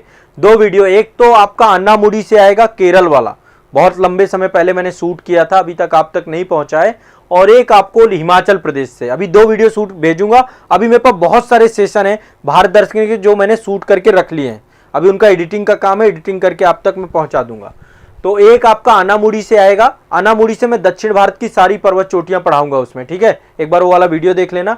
और एक वीडियो में आपका रोहतांगला से भारत के सारे दर्रे पढ़ाऊंगा जितने भी हैं, ठीक है, बढ़िया मजा आएगा उसको देख करके, पूरा बर्फ ही बर्फ है, एक तरफ तो पहाड़ी, वहां पे मैंने अनामुड़ी में खड़े होकर के ही पढ़ाया है पूरा टॉपिक, ठीक है। इराविकुलम नेशनल पार्क है ना आपका केरल में, तो वहीं से मैंने पढ़ाया है, ठीक है, तो वो जरूर देखिएगा आप लोग। हाँ ये बिंदु ये मैंने पढ़ाया था, मानक समय रेखा भी पढ़ाई थी आप लोगों को, ठीक है। कर्क रेखा में भी खड़े होके पढ़ाया है, मतलब ये तो चलता रहेगा, सिलसिला है। तो आप ध्यान रखिएगा, मानक समय रेखा 82.5 डिग्री है, 5.5 घंटे आगे है 0 डिग्री से, ठीक है। 0 डिग्री को ग्रीनविच मध्याह्न बोलते हैं, ठीक है। अब एक बात समझते हैं, ये कहाँ से होकर के जाती है, तो ये टोटल 5 राज्यों से होकर के जाती है। कितने राज्यों से होकर के जाती है? 5 राज्यों से होकर जाती है। 5 राज्य कौन कौन से हैं आप लोग एक बार देख लीजिएगा। ये 5 राज्य कौन कौन से हैं, यहाँ पे देख सकते हैं, ये आपका 5 राज्य कौन कौन से हैं। एक तो हमारा उत्तर प्रदेश है पहला राज्य, ठीक है। उत्तर प्रदेश के बाद मध्य प्रदेश है आपका दूसरा राज्य, एमपी है आपका दूसरा राज्य, तीसरा राज्य है छत्तीसगढ़, ठीक है। छत्तीसगढ़ के बाद उड़ीसा और आंध्र प्रदेश, चौथा है उड़ीसा, पांचवा है आपका आंध्र प्रदेश। 5 राज्यों से होकर 82.5 डिग्री जाती है, ठीक है। और यहां पर जब आप खड़े होंगे तो आपको बहुत मतलब गर्मी लगेगी। सूर्य जब लंबवत इसमें चमकता है तो हमारी घड़ी में 12 बजते हैं दिन के, ठीक है। तो ध्यान रखिएगा, ये कहां से होकर जाती है? 5 राज्यों से होकर के गुजरती है, ठीक है। क्लियर है सभी को? कोई दिक्कत नहीं, सिंपल सा है। अब मानक समय निकालते कैसे हैं, ठीक है, इंडियन स्टैंडर्ड टाइम निकालते कैसे हैं, इसका एक कैलकुलेशन है जो कि मैं किसी 1-2 सेशन में करवा दूंगा, ठीक है। वो प्रॉपर मुझे फिर आपको लॉन्गिट्यूड लैटिट्यूड वो सब कुछ पढ़ाने पड़ेंगे। ये तो हो गया इंडियन ज्योग्राफी की बात, इतने से अभी इतना रखते हैं, बाकी फिर आगे पढ़ेंगे हम लोग। आगे चलते हैं इन्वायरमेंट, पर्यावरण के टॉपिक पे। पर्यावरण के टॉपिक पे एक बार देखिए, सेशन को सभी लोग लाइक कर देंगे, जितने भी बच्चे हैं सत्र को लाइक जरूर करना है आप लोगों को, ठीक है। अब अगला सब्जेक्ट आ गया पर्यावरण। देखो पर्यावरण में जैव विविधता काफी समय से आपको पढ़ा रहा हूं, ठीक है। और ये सारे टॉपिक जितने भी पढ़ा रहा हूं, सारे के सारे टॉपिक आपको मैं गारंटी देता हूं कि आपके एग्जाम में या तो पूछे जा चुके हैं या तो आने वाले समय पूछे जाएंगे। मोस्ट इंपॉर्टेंट टॉपिक है। तो पर्यावरण में हमारा टॉपिक चल रहा है जैव विविधता का। जैव विविधता, अभी काफी चीजें बता चुका हूं। कल मैंने आपको सारे जैव मंडल आरक्षित क्षेत्र याद करवाए थे, 18 थे टोटल, जिनमें से 12 आपके मैप कार्यक्रम के अंतर्गत है, ठीक है। तो जैव विविधता आज पढ़ेंगे हम कि जैव विविधता के क्या उपयोग हैं, किस किस उपयोग में जैव विविधता आ सकती है, बायोडायवर्सिटी के क्या क्या उपयोग हो सकते हैं, बायोडायवर्सिटी के क्या क्या उपयोग हो सकते हैं। तो देखिए जैव विविधता जितनी ज्यादा इनरिच्ड होगी उससे क्या क्या हो सकता है, कई सारे काम हो सकते हैं, एक एक करके हमें समझना है। जैव विविधता के उपयोग, जैव विविधता के क्या क्या उपयोग हो सकते हैं। नंबर 1, पहला उपयोग हो सकता है कि जितनी ज्यादा जैव विविधता होगी, ठीक है, उतनी ही ज्यादा प्राकृतिक संतुलन होगा आपका, प्राकृतिक संतुलन होगा। ये सारे क्वेश्चन पूछे जा चुके हैं, इसलिए ध्यान से आप इसको समझिएगा। उतना ही ज्यादा नेचर बैलेंस्ड रहेगी, है ना, सभी प्रकार के जीव रहेंगे, कोई भी जीव ऐसा नहीं होगा कि संकटग्रस्त होगा, पूरा इकोसिस्टम आपका क्रिएट रहेगा, ठीक है। अब इससे क्या होगा, यदि प्राकृतिक संतुलन किस कारण से होगा, क्योंकि परिस्थितिकी तंत्र जो आपका है ना, इकोसिस्टम है जो आपका परिस्थितिकी तंत्र, ये भी आपका संतुलित रहेगा, ये भी आपका क्या रहेगा, संतुलित रहेगा, ठीक है। पहले तो प्राकृतिक संतुलन रहेगा, फिर परिस्थितिकी तंत्र का संतुलन रहेगा। क्लियर है? अब जब हम परिस्थितिकी तंत्र की संतुलन की बात करेंगे तो इसमें कई सारे पक्ष आपके आकर के जुड़ जाएंगे। परिस्थितिकी तंत्र के संतुलन में सबसे पहला पक्ष आकर के आपका जुड़ेगा, जैसे जो भी हम प्रकृति में, है ना, जो भी चीजें होती हैं, जैसे कि सबसे पहली बात मिट्टी का निर्माण होगा, मृदा निर्माण, जैव विविधता के कारण ये सब गतिविधियां होंगी। जहां भी जैव विविधता का ह्रास होगा वहां पे सारी प्रक्रियाएं रुक जाएंगी या कम हो जाएंगी। मृदा निर्माण होगा, जल संरक्षण होगा, आपका जल संरक्षण होगा, मृदा अपरदन कम हो जाएगा, मृदा अपरदन कम हो जाएगा। ये सब ध्यान रखिएगा, यूपीएससी में भी क्वेश्चन पूछा जा चुका है तो आपको रफली याद रखना चाहिए। एक पूरा कंप्लीट पोषण चक्र पूरा होगा, पोषण चक्र पूरा होगा। पोषण चक्र क्यों पूरा होगा? क्योंकि भोजन की आपूर्ति होगी प्रॉपर, ठीक है, भोजन की आपूर्ति होगी। यहां पे मैं लिखे दे रहा हूं, भोजन की आपूर्ति, लिखते जाइएगा, भोजन की आपूर्ति होगी। आपूर्ति का मतलब समझ रहे हैं ना, डिमांड एंड सप्लाई, दोनों तरफ से आपका भोजन मिलेगा। एक तो नई फसलें पैदा होंगी, नई फसलें, ठीक है, और सिर्फ बात नई फसलों की नहीं है, नई फसलों के साथ साथ उन्नत किस्म की फसलें पैदा होंगी, उन्नत किस्म की फसलें पैदा होंगी यदि आपकी बायोडायवर्सिटी आपकी ठीक ठाक रही तो, ठीक है, क्लियर है। इसके बाद बहुत सारी हम दवाएं प्राप्त कर पाएंगे, ठीक है, बहुत सारी औषधियां प्राप्त कर पाएंगे, दवाएं और औषधियों की प्राप्ति ये हो पाएगी हमें, ठीक है। बहुत सारे हम बोटानो केमिकल्स या बायोकेमिकल्स जो रासायनिक उत्पाद है वो भी प्राप्त करेंगे, रासायनिक उत्पाद, रासायनिक उत्पादों की प्राप्ति, जो भी चीजें आप लिखते हैं सब नेचर से आपको मिलती हैं, उत्पाद की प्राप्ति, ठीक है। इसके अलावा हम जो है सौंदर्य परक बहुत सारी चीजें, आप इसका प्रयोग कहां पे करेंगे? पर्यटन में। जैव विविधता यदि रिच होगी तो टूरिज्म अच्छा होगा कि नहीं होगा बताइए? टूरिज्म भी अच्छा हो जाएगा। जैव विविधता जितनी अच्छी होगी हम पर्यटन देखेंगे, हम पालतू जानवरों को देखेंगे, है ना, सौंदर्य परक चीजें होंगी, स्वास्थ्य वर्धक चीजें होंगी, ठीक है। अब जैसे जैसे जैव विविधता बहुत अच्छी होगी तो ये दोनों चीजों के लिए जरूरी है। इससे क्या होगा? एक तो पर्यटन बढ़ेगा, पर्यटन बढ़ेगा तो पर्यटन से राष्ट्रीय भावना अच्छी होगी, राष्ट्रीय भावना अच्छी होगी आपकी अपने देश के प्रति, क्योंकि लोग आपके देश में आएंगे, ठीक है। आपके धार्मिक विश्वास भी अच्छे हो जाएंगे, धार्मिक विश्वास भी आपके अच्छे हो जाएंगे, भरोसा रहेगा आपका, एक ट्रस्ट रहेगा, ठीक है। एक राष्ट्रीय गौरव की भावना आपके अंदर आएगी, राष्ट्रीय गौरव की भावना आएगी आपके अंदर, क्योंकि नेचर क्या है आपका? इनरिच्ड है प्रॉपर। जैव विविधता का ह्रास होगा तो आपके अंदर क्या होगी? धीरे धीरे कुंठा आने लग जाएगी, समस्याएं बढ़ती चली जाएंगी। अच्छा, जैव विविधता का संरक्षण रहेगा तो जलवायु परिवर्तन से बचा जा सकेगा, इसको नियंत्रित कर सकेंगे। जलवायु परिवर्तन का नियंत्रण हम कर सकते हैं, बिल्कुल कर सकते हैं यदि हमने जैव विविधता को बचा लिया तो जैव विविधता को बचाने से हमारी बहुत सारी चीजें बदल जाएंगी, ठीक है। बहुत सारे उपयोग हो सकते हैं जैव विविधता के, जितने उपयोग आप लिख लो।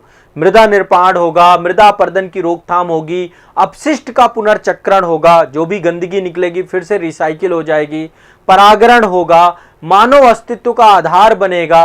तो जैव विविधता है जब तक तब तक जीवन है। पृथ्वी पर जीवन का एकमात्र आधार जैव विविधता है, यह ध्यान रखिएगा। क्लियर है? क्लियर है? विक्रम यादव जी कह रहे हैं सर आपसे एक निवेदन है, भले एक दिन में 1 या 2 सब्जेक्ट ही हो लेकिन पूरा का पूरा टॉपिक हो। एक चीज ध्यान रखिएगा, यहां पे मेरा उद्देश्य क्या है? मेरा उद्देश्य नहीं कि आपको तथ्यों से भर दूं, कोई फायदा नहीं होगा आपको तथ्यों से भर देने से, है ना। यदि आप सोचे कि मैं एक साथ 395 आर्टिकल पढ़ा दूं, कोई फायदा नहीं होगा। 4 दिन बाद आप खुद बोर हो जाओगे, आपको भी नहीं समझ में आएगा।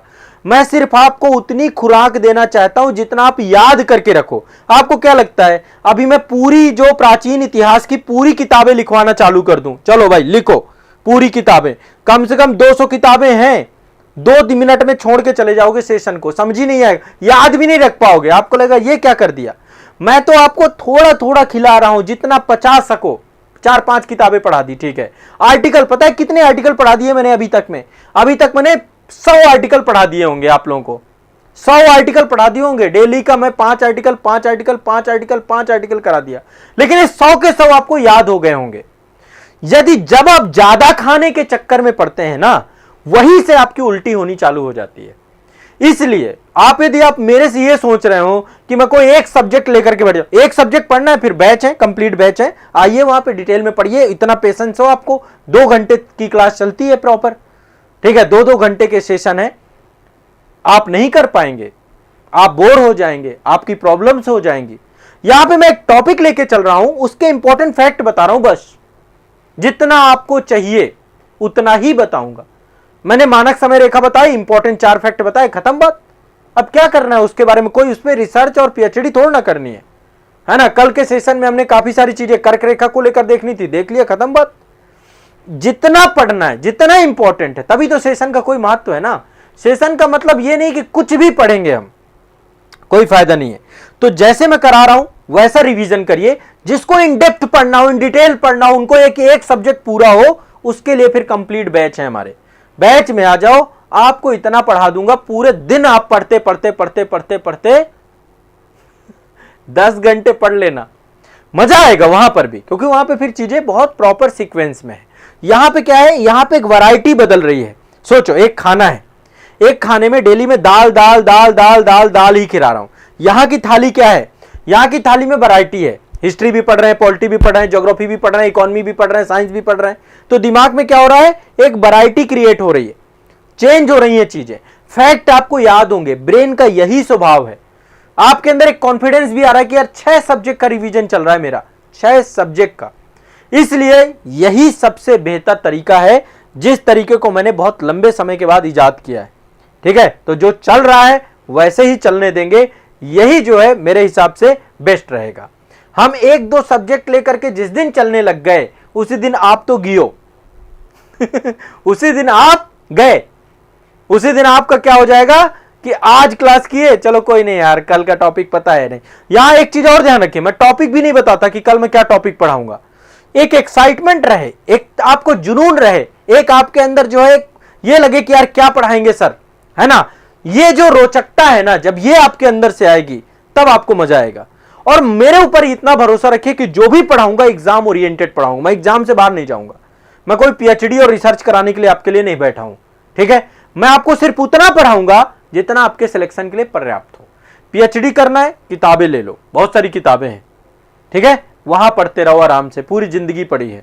अभी हमारी पढ़ाई मोस्ट सिलेक्टिव होनी चाहिए, मोस्ट टारगेटिव होनी चाहिए। हमें उन टॉपिक को ज्यादा फोकस करना चाहिए जो प्रश्न बन सकते हैं, जो प्रश्न गलत होते हैं, उन पे हमें काम करना है, ठीक है। और एक चीज और ध्यान रखिएगा, मैंने आप लोगों को एक टारगेट भी दिया है एनसीईआरटी का। मुझे पता है कितने लोग आप में से पूरा कर रहे हैं। एनसीईआरटी 1 आवर चैलेंज दिया है ना मैंने डेली का, कि एक सब्जेक्ट लो और डेली 1 घंटे पढ़ना है। उसका टारगेट भी दे रहा हूं, वीकली टारगेट। पर मुझे पता है कितने लोग करेंगे। मैं 39 के 39 एनसीईआरटी करवाऊंगा, पर मुझे पता है आप में से कितने पढ़ रहे होंगे। सब नहीं पढ़ रहे होंगे 1 घंटे, 1-2 दिन पढ़े फिर छोड़ दिए। यही अंतर होता है सिलेक्शन और जो सिलेक्शन ले लेते हैं, जो सिलेक्शन नहीं ले पाते। जो सिलेक्शन ले लेते हैं वो रेगुलर होते हैं, जो कंटिन्यूअस होते हैं। जो सिलेक्शन नहीं ले पाते वो कभी किसी चीज में रेगुलर नहीं होते। वो आज करेंगे कल छोड़ देंगे, कल करेंगे परसों छोड़ देंगे, परसों करेंगे फिर छोड़ देंगे। उनके पास कारणों की भरमार होती है। इतने कारण होते हैं, इतने कारण होते हैं कि पता नहीं कितने कारण लेकर के वो चलते हैं, ठीक है। कारण ही कारण है उनके जीवन में, उनको पता नहीं कितने रीजन आते हैं हर तरह। पहले बचपन में करते थे ना, स्कूल नहीं जाना होता था तो पेट दर्द का बहाना बना लिया, है ना। पहले तो हम बहाने बनाते थे, अब उनके ऊपर बहाने ही बहाने हैं, उनके ऊपर बहाने ही बहाने हैं। आज तो ये हो गया, आज तो ये हो गया, कल से पढ़ूंगा, परसों से पढ़ूंगा, नरसों से पढ़ूंगा। अरे भैया आपसे नहीं हो पाएगा, आप नहीं पढ़ पाओगे, ठीक है। तो जो आपको जितना मैं लेके चल रहा हूं बस उतना पर्याप्त है, इतना करते रहिए। बाकी यदि बहुत डेप्थ में पढ़ना है, इन डिटेल पढ़ना है, तो ऑनलाइन बैच आपके लिए मोस्ट वेलकम है। आइए, समग्रता से पढ़िए, एक एक चीज को पढ़िए, बारीकी से पढ़िए। 10-10 घंटे की क्लास आपको वहां पे मिलेगी, सुबह से शाम तक आप पढ़िए मस्त होकर के, ठीक है। बैच में आपको बहुत अच्छे से मैं वहां पे भी फिर समझाता हूं। फिर मैं एक ही टॉपिक के पीछे पढ़ जाऊंगा, एक ही सब्जेक्ट के पीछे पढ़ जाऊंगा, जब तक वो सब्जेक्ट आपका खत्म नहीं हो जाएगा, ठीक है। तो वहां पे वो चीज है, वो पॉसिबल है। यहां पे वैरायटी मिलेगी और ये वैरायटी मिलती रहेगी, ठीक। चलिए, मतलब ये मैं किसी को ये नहीं कह रहा हूं, हो सकता है आपका अपना मत है, बट मेरा मत यही सही है, इसी को लेके चलूंगा मैं। देखो मैंने क्लास 11th की आर.एस. शर्मा अभी बताई है, आगे आगे नहीं बढ़ना है, जो मैंने बताई है उसको कंप्लीट करते जाओ, इसके बाद फिर दूसरा बुक बताऊंगा। हर वीक का टारगेट आएगा, 2 टारगेट आ चुके हैं, तीसरा भी आएगा, चौथा भी आएगा, पांचवा भी आएगा। चलिए ठीक है, तो ये जैव विविधता के क्या क्या बेनिफिट्स हो सकते हैं ये मैंने लिस्ट बनवाई है। अब आप रफली आइडिया लगा सकते हैं कि जैव विविधता के बहुत सारे बेनिफिट्स हो सकते हैं, है ना। बहुत सारे बेनिफिट आप जान भी गए और बहुत सारे बेनिफिट आप लोग जो है आराम से आप लिख भी सकते हैं, ठीक है ना। क्लियर है सभी को, बहुत सारे बेनिफिट आप बता सकते हैं। चलिए आगे चलते हैं। नेक्स्ट आपको अब नेक्स्ट है फिजिक्स से जुड़े हुए बहुत सारे वैज्ञानिक यंत्र हैं जिनका हम प्रयोग करते हैं काफी सारे कार्यों में, ठीक है। तो ये फिजिक्स से जुड़ा हुआ टॉपिक है आपका। कल भी मैंने काफी सारे यंत्र आपको बताए थे, मैं पहले अभी पूरे यंत्र कंप्लीट कराऊंगा आपके जो कि जुड़े हुए हैं जीवन से, ठीक है। मापक यंत्र और उससे जुड़े हुए पैमाने और वो किस कार्य आते हैं। ये आप देख पा रहे हैं एक यंत्र है, इसको बोलते हैं क्रायोमीटर। क्या बोलते हैं इसको? क्रायोमीटर। क्रायोमीटर किस लिए काम आता है? क्रायोमीटर का उपयोग होता है कि यदि कहीं पे बहुत ही निम्न ताप है ना, टेम्परेचर माइनस में है या बहुत कम है, तो उस टेम्परेचर को नापने का काम करता है एक प्रकार का थर्मामीटर होता है। क्या होता है? एक प्रकार का थर्मामीटर होता है जो टेम्परेचर नापता है, निम्न ताप को नापता है, ठीक है। थर्मामीटर होता है जो कि निम्न ताप को नापता है, इसको बोलते हैं हम क्या? क्रायोमीटर। ध्यान रखिएगा, क्रायोमीटर। ये तो हो गया क्रायोमीटर आपका, ठीक है, ये भी क्रायोमीटर ही है। अगला जो आपका यंत्र है, देखो यंत्र की इमेज भी आपके साथ है ताकि आप लोगों को एक आइडिया रहे कि कौन कौन सी यंत्र है। ये आप देख पा रहे हैं एक यंत्र है, इसका नाम है कैथेटोमीटर। कैथेटोमीटर, ठीक है। अगला यंत्र है आपका कैथेटोमीटर। कैथेटोमीटर ये आपका ऊंचाई मापक यंत्र है। क्या है आपका ये? ऊंचाई मापक यंत्र। ऊंचाई मापक यंत्र, ऊंचाई मापक यंत्र है आपका। ऊर्ध्वाधर दूरी को नापता है, हाइट को नापता है आपका, ठीक है। तो ये आप ध्यान रखिएगा, इसको हम कैथेटोमीटर बोलते हैं, ठीक है। क्लियर है? आगे चलते हैं। नेक्स्ट अगला ये वाला डिवाइस देख रहे हैं आप, इसको बोलते हैं कोलोरीमीटर। कोलोरीमीटर लिखते जाइएगा सभी लोग, कोलोरीमीटर, ठीक है। अगला यंत्र है आपका ये कोलोरीमीटर। इसका काम होता है रंगों की तीव्रता को नापना। ये आपका कोलोरीमीटर, इसका काम क्या होता है? जो रंग होते हैं ना, कलर्स होते हैं ना आपके, उनकी तीव्रता को नापता है, इंटेंसिटी को नापता है ये, ठीक है। और उसके माध्यम से पदार्थों की सांद्रता को पता लगाता है कि कौन सी चीज कितनी ज्यादा सांद्र है, ठीक है। तो रंगों की तीव्रता के मापन से पदार्थों की सांद्रता का मापन कौन करता है? कोलोरीमीटर, ठीक है। ये ध्यान रखिएगा, कोलोरीमीटर। नेक्स्ट आगे चलते हैं। अगला मीटर है आपका ये वाला, आप डिवाइस देख रहे हैं, ये डिवाइस आपका है क्रोनोमीटर। क्रोनोमीटर, क्रोनोमीटर ये समय का पूर्ण परिशुद्धता के साथ मापन करने वाली घड़ी है। ये क्या है? आपकी एक घड़ी है जो समय का मापन करती है, पूरी शुद्धता के साथ करती है। इसका प्रयोग नाविकों के द्वारा किया जाता है समुद्र में। इसका प्रयोग कहां करते हैं? समुद्र में। किसके द्वारा किया जाता है? नाविकों के द्वारा किया जाता है। नाविकों के द्वारा समुद्र में इसका प्रयोग किया जाता है क्रोनोमीटर का। किसके दो क्या? कौन सा? क्रोनोमीटर नाविकों के द्वारा प्रयोग किया जाता है। नेक्स्ट अगला ये आप देख रहे हैं, ये है कार्डियोमीटर। कार्डियोग्राफ बोलते हैं इसको हम, ECG. ECG electrocardiogram, cardiogram, electrocardiogram, इसी को हम शॉर्टकट में ईसीजी कहते हैं। मैंने इसका एग्जांपल बहुत दिया आप लोगों के लिए, है ना। मैंने इसका एग्जांपल बहुत दिया है। इसका काम क्या होता है? ईसीजी का काम क्या होता है? ईसीजी हृदय की गति को रिकॉर्ड करता है। आपका जो आपकी हार्ट बीट होती है, हृदय की गति होती है, उसको ये रिकॉर्ड करने का काम करता है ईसीजी। कुछ इस तरीके से रिपोर्ट आती है, हार्ट की गति आपकी कुछ इस तरीके से आती है। अब इसको जैसे ही मैं देखता हूं कभी भी, तो हमेशा मैं आपको इसका एक एग्जाम्पल देता था। आप में से जितने भी मेरे पुराने छात्र हैं, मैं हमेशा कहता हूं जिंदगी कुछ इसी तरीके से चलती है। कभी जिंदगी में आप बहुत मोटिवेटेड होंगे, है ना, ऐसे जिंदगी चलती है। आप देखिए, ये जीवन की निशानी है। जीवन में कोई भी चीज एक जैसे नहीं रहेगी। आप कैसा चाहते हैं जीवन, एक जैसा, कि ऐसा चलता रहे। ये मृत्यु की निशानी है। जब आपकी मृत्यु हो जाएगी तो मृत्यु में ऐसी लाइन आएगी आपकी ईसीजी की रिपोर्ट, और ऐसे ईसीजी इस तरीके से आती है जीवन में। जब तक आप जिंदा हैं तो कभी आप कभी डाउन, कभी आप कभी डाउन, कभी आप कभी डाउन, कभी अच्छा लगेगा कभी बहुत बुरा लगेगा, कभी अच्छी परिस्थितियां होंगी कभी बुरी परिस्थितियां होंगी। ठीक है, ये जीवन की निशानी है। जब तक जीवन है तब तक जीवन में संघर्ष है। हर व्यक्ति का अपना अपना संघर्ष होता है और हर व्यक्ति को अपने हिस्से का संघर्ष करना ही पड़ता है। आप ये नहीं कह सकते कि कोई बहुत अमीर आदमी है तो उसके जीवन में संघर्ष नहीं, उसका अपना संघर्ष है, उसकी अपनी समस्याएं, वो अपनी समस्याओं से जूझ रहा है। जो बहुत गरीब आदमी है उसकी अपनी समस्याएं। हर आदमी के पास प्रॉब्लम है जीवन में, ये ध्यान रखिएगा। तो ये जीवन ही नाम है, इसका समस्या का समाधान एक ही है। जब ये लाइफ आती है तो इसलिए सोचिए, आप जिंदा हैं तो आप ये देखते रहेंगे। इसलिए आप कभी भी इस लकीर की अपेक्षा मत करिए, आकांक्षा मत करिए, इससे आपको कुछ भी हासिल होने वाला नहीं है। इसके बाद शून्य है जीवन, इसके बाद शून्य है जीवन आपका। ठीक है, तो जिंदगी का मतलब यह है, इसलिए संघर्ष है तो संघर्ष को एंजॉय करिए, संघर्ष होना चाहिए। ये है देखिए ईसीजी। ठीक है, ये वाली लाइफ होनी चाहिए आपकी। जिंदगी में जो चल रहा है उसको एक्सेप्ट करिए। ठीक है, अगला चलते हैं। अगला है आपका कैलोरी मीटर। ये आप देख रहे हैं, ये यंत्र जो है इसको बोलते हैं कैलोरी मीटर। ठीक है, ये क्या करता है, ऊष्मा की मात्रा को मापता है। कोई भी पदार्थ है वो कितनी ऊष्मा मुक्त कर रहा है, तो ये आपका ऊष्मा की मात्रा को मापता है। क्या करता है, ऊष्मा की मात्रा का मापन, मात्रा का मापन करता है आपका। ये ऊष्मा की मात्रा का मापन करता है कैलोरी मीटर। क्या करता है, कैलोरी मीटर। ठीक है, नेक्स्ट आगे चलते हैं। एक आपका ये संयंत्र है, इसका नाम है बोलोमीटर। ठीक है, बोलोमीटर नहीं, ये आपका कैलिपर्स है। हाँ, ये आपका कैलिपर्स है, कैलिपर्स।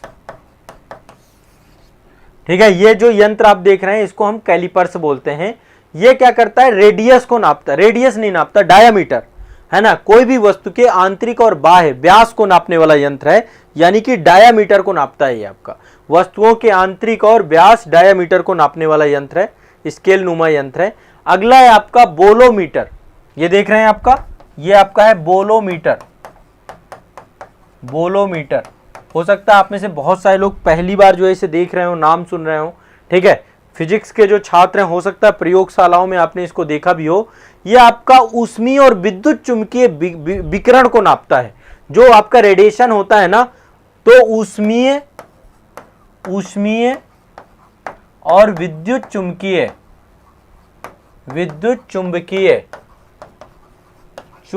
विकिरण को नापता है। क्या करता है, विकिरण को नापता है।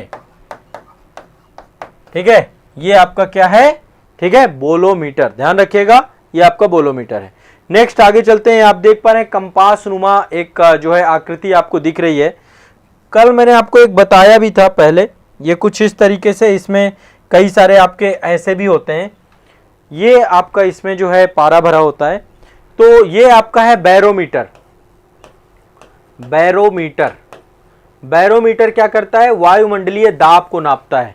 बैरोमीटर भी वायुमंडलीय दाब को नापता है, और एक बैरोग्राफ होता है। तो बैरोग्राफ आपका वायुमंडलीय दाब का निरंतर वो कंटिन्यूअस रिकॉर्डिंग करता है। बैरोमीटर आपका इसी के द्वारा जो है बैरोग्राफ बनता है आपका। तो बैरोमीटर होता है वायुमंडलीय दाब को नापने वाला, और बैरोग्राफ होता है उसकी कंटिन्यूअस रीडिंग के लिए। ठीक है, तो ये आपके जितने भी फिजिक्स से जुड़े हुए महत्वपूर्ण आपके मापक यंत्र थे, इससे जुड़ी हुई जानकारी। अब चलिए आ जाते हैं भारतीय अर्थव्यवस्था में। एक कॉन्सेप्ट हम समझ रहे थे। कल मैंने आपको एक बहुत महत्वपूर्ण चीज पढ़ाई थी। सभी लोग एक बार बताइए, कल मैंने आपको घरेलू सीमा के बारे में बताया था। कल मैंने आपको ग्रॉस डोमेस्टिक प्रोडक्ट के बारे में चर्चा की थी। मैंने आपको बताया था कि कैसे जीडीपी क्या होती है और जीडीपी में घरेलू सीमा के अंतर्गत क्या होता है। तो कल के सेशन को 2 मिनट में रिवाइज करा देता हूं। कल हमने जीडीपी के बारे में जाना था। मैंने आपको बताया था कि किसी भी देश की अर्थव्यवस्था में एक वित्तीय वर्ष में उस देश की घरेलू सीमा के भीतर उत्पादित अंतिम वस्तुओं और सेवाओं के मौद्रिक मूल्य के योग को ही हम क्या बोलते हैं, ग्रॉस डोमेस्टिक प्रोडक्ट, ठीक है, जीडीपी कहा जाता है। अब चलिए, जीडीपी जो आपका होता है, यहां पे मैंने घरेलू सीमा कल आपको समझाया था। अब एक उदाहरण दूंगा, एग्जाम्पल दूंगा, इससे आपको आइडिया हो जाएगा। घरेलू सीमा के अंतर्गत कोई भी कमाए, घरेलू सीमा के अंतर्गत कोई भी कमाए, ठीक है, कोई भी का मतलब क्या है, भारतीय यदि कोई कमाए और कोई भी विदेशी कमाए, विदेशी मतलब दूसरे देश के, भारतीय नागरिक नहीं है, भारतीय नागरिक कमाए या विदेशी कमाए, लेकिन हो घरेलू सीमा। घरेलू सीमा मैं आपको बता चुका हूं। मान लीजिए कि कोई भारतीय नागरिक है जो भारत में रहते हुए, भारत की घरेलू सीमा के अंतर रहते हुए वस्तुओं और सेवाओं मतलब गुड्स एंड सर्विसेज, इनका मौद्रिक मूल्य निकल के आता है 8,000 रुपए। एग्जाम्पल के तौर पे आपको बता रहा हूं, ठीक है, इसका आपका मूल्य निकल के आता है 8,000 रुपए। और मान लीजिए कोई विदेशी व्यक्ति है, वो भारत में निवास कर रहा है, भारत की घरेलू सीमा में निवास कर रहा है, और उसके द्वारा गुड्स एंड सर्विसेज का जो है अंतिम उत्पाद का मूल्य निकल के आता है, वो मान लिया जाता है 10,000 रुपए। ठीक है, सिंपल सा सवाल है। इसमें विदेशी भी सम्मिलित होंगे जीडीपी में, तो टोटल जीडीपी कितनी हो गई आपकी, 18,000 रुपए। ध्यान रखिएगा, 18,000 रुपए की जीडीपी आपकी हो गई। टोटल जीडीपी कितनी हो गई, 18,000 रुपए की जीडीपी आपकी हो गई। ये एक एग्जाम्पल है सिंपल सा, ठीक है। तो मैंने आपको ग्रॉस डोमेस्टिक प्रोडक्ट का कई बार एग्जाम्पल बता दिए, कई बार मतलब परिभाषा बता दी। किसी देश की अर्थव्यवस्था में एक वित्तीय वर्ष में उस देश की घरेलू सीमा के भीतर उत्पादित अंतिम वस्तुओं और सेवाओं के मौद्रिक मूल्य के योग को हम जीडीपी कहते हैं। ठीक है, जीडीपी में विदेशी रहने वाले, जो भारत के बाहर रहने वाले लोग हैं, विदेशी हैं, जो घरेलू सीमा के अंदर रह करके कोई भी सर्विस देते हैं, कोई भी उत्पाद बेचते हैं, तो उससे प्राप्त राजस्व भी जीडीपी में जुड़ेगा। क्लियर है। अभी हम राष्ट्रीय आय का आकलन कर रहे हैं। मैंने आपको एनएनपी बताया था कि एनएनपी जो आपका है, इसी को नेशनल इनकम कहते हैं। अभी हम केवल जीडीपी को समझ पाए। तो जीडीपी सबको क्लियर हुआ है क्या? एक बार मुझे बताएं कि जीडीपी क्या है। जीडीपी में महत्व होता है स्थान का, व्यक्ति का नहीं होता। व्यक्ति भारतीय हो चाहे विदेशी हो, स्थान घरेलू सीमा होनी चाहिए। ध्यान रखिएगा इस बात को, ठीक है। जीडीपी किसी भी देश की उत्पादन क्षमता को दर्शाने के लिए प्रयोग किया जा सकता है कि किसी देश की उत्पादन क्षमता कितनी है, चाहे वो भारतीय उत्पादित करे चाहे विदेशी आके उत्पादित करे। किसी देश का कितना उत्पादन क्षमता हो सकता है, मतलब भारत की क्या क्षमता है हमारी, चाहे भारतीय करे चाहे विदेशी करे। मान लो विदेशियों की जगह भारतीय ही कर रहे हैं उस काम को, तो टोटल कैपेसिटी को दिखाता है जीडीपी आपका। सभी को क्लियर है? टोटल कैपेसिटी जीडीपी दिखाता है, चाहे भारतीय करे चाहे विदेशी करे, किसी भी अर्थव्यवस्था का। ठीक है, और जीडीपी की वृद्धि वर्ष, जैसे हम वित्तीय वर्ष चेंज होता है ना, तो प्रति वर्ष जैसे ही वित्तीय वर्ष आपका चेंज होगा, तो हम तुलनात्मक तौर पे जीडीपी का ग्रोथ रेट देखते हैं कि वार्षिक प्रतिशत कितना परिवर्तित हुआ, क्या वृद्धि दर हुई, क्या चीजें हुई, ये सारी चीजें हम देखते हैं। स्पष्ट है क्या? सभी को क्लियर है ना? क्लियरिटी होनी जरूरी है, चीजें क्लियर होनी चाहिए।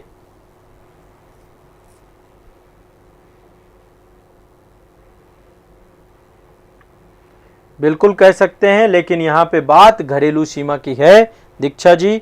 कोई भी ऐसा राजस्व जो कि भारतीय, यहां पे व्यक्ति का महत्व नहीं है जीडीपी में, किसका है? स्थान का। और स्थान क्या होनी चाहिए? घरेलू सीमा।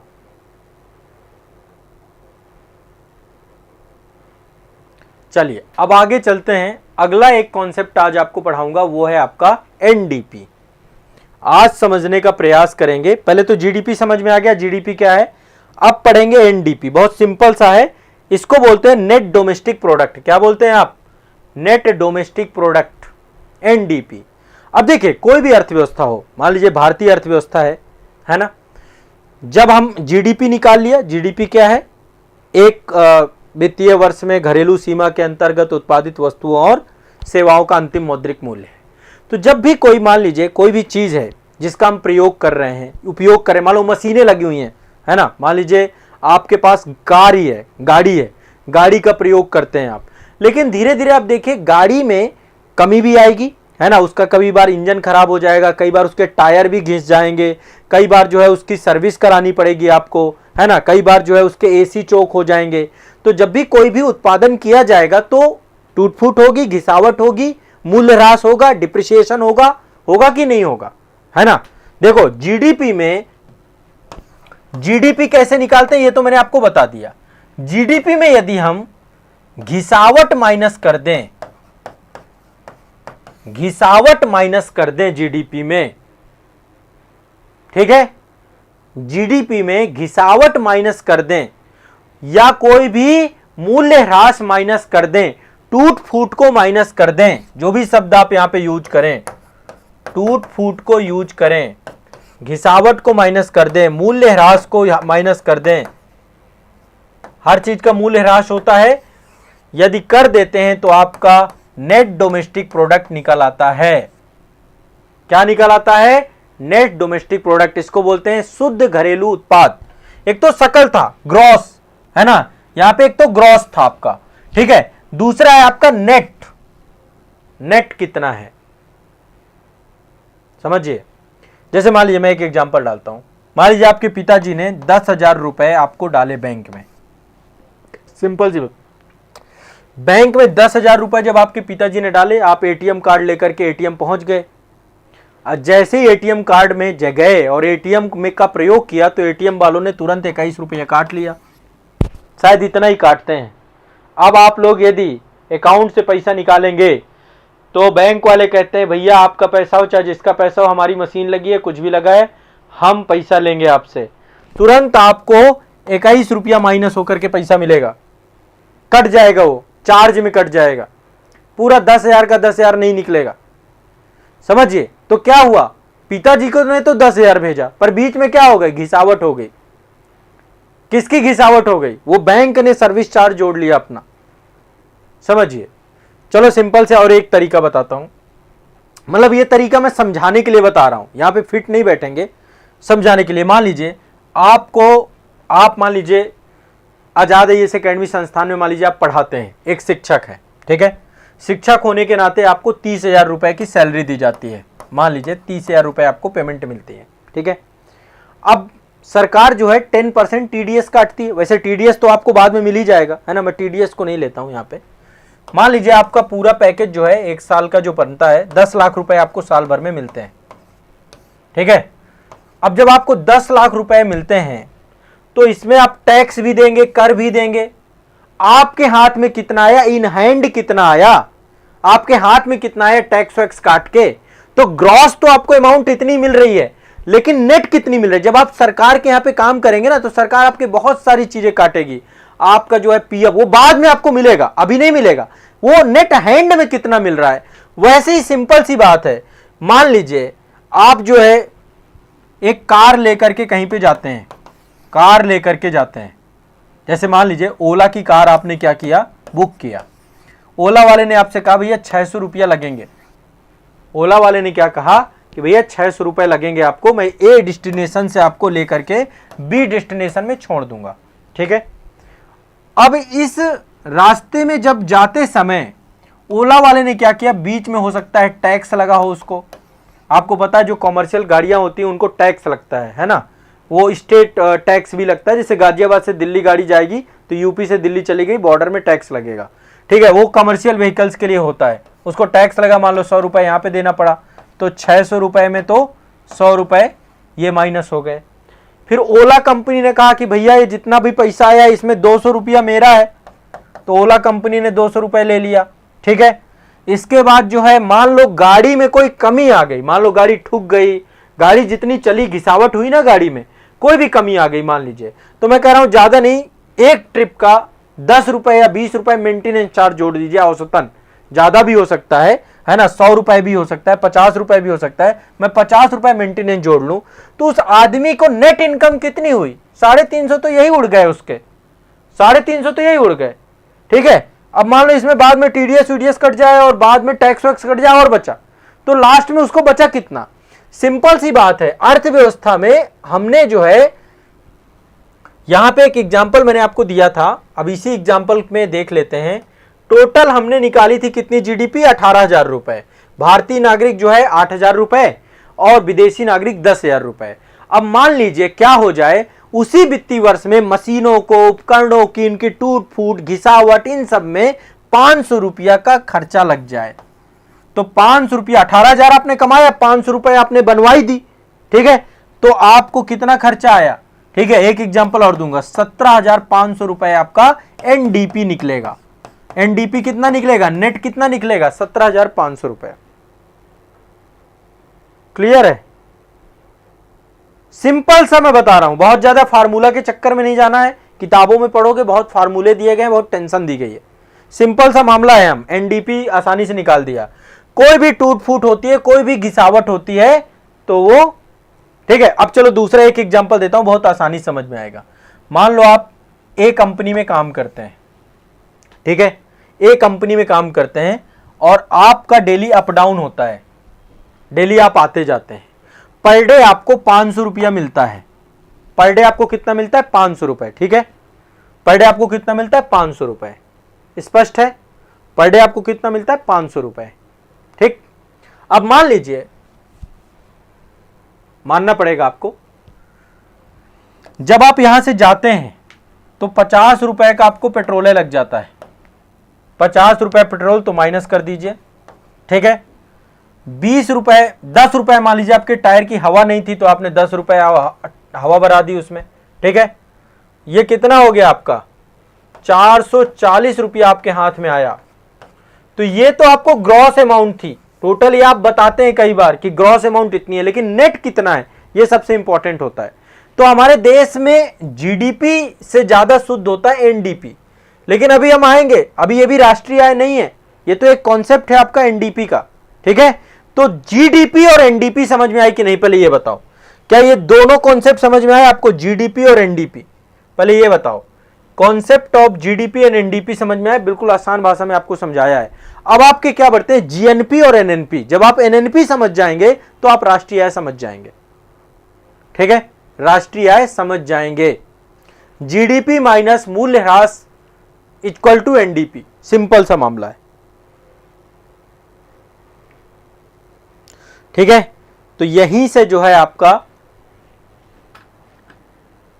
ये कॉन्सेप्ट क्लियर होता है जीडीपी और एनडीपी का। अब मैं कल आपको जीएनपी समझाऊंगा, परसों आपको एनएनपी समझाऊंगा। दोनों कॉन्सेप्ट आपके जीएनपी और एनएनपी जैसे समझा दूंगा वैसे ही आपको मुक्ति मिल जाएगी ये टॉपिक से। आप राष्ट्रीय आय समझ जाएंगे।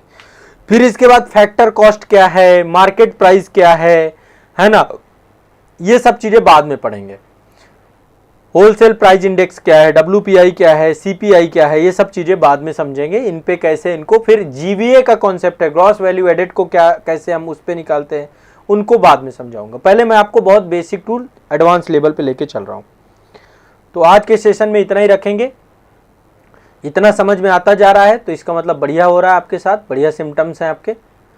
और जितना थोड़ा थोड़ा खाएंगे तो पूरा हाथी खा जाएंगे, पूरा सिलेबस खा जाएंगे। हाथी को मैंने, हाथी मतलब वो वाला हाथी नहीं है ना, हाथी मैंने सिलेबस का नाम ही हाथी रख दिया है। ये हाथी है, बांध तो लिया है हमने, अब इसका डेली जो इसके लिए मेहनत करनी है ना हमें। हाथी बांधना आसान है, हाथी को खिलाना बहुत कठिन है। तो डेली आपको 10 से 12 घंटे इस हाथी के लिए, आपने लक्ष्य जो चुना है, इसका सिलेबस, इसका पाठ्यक्रम, ये लक्ष्य हाथी जितना विशाल है ना। दुनिया का सबसे बड़ा विशालकाय जीव कौन सा है? हाथी ही तो है। सबसे विशालकाय नौकरी कौन सी है? आईएएस की नौकरी है, स्टेट पीसीएस की नौकरी है। तो भैया अब हाथी पाला है तो थोड़ा थोड़ा करके इसको चारा देना होगा, ठीक है ना। चलिए।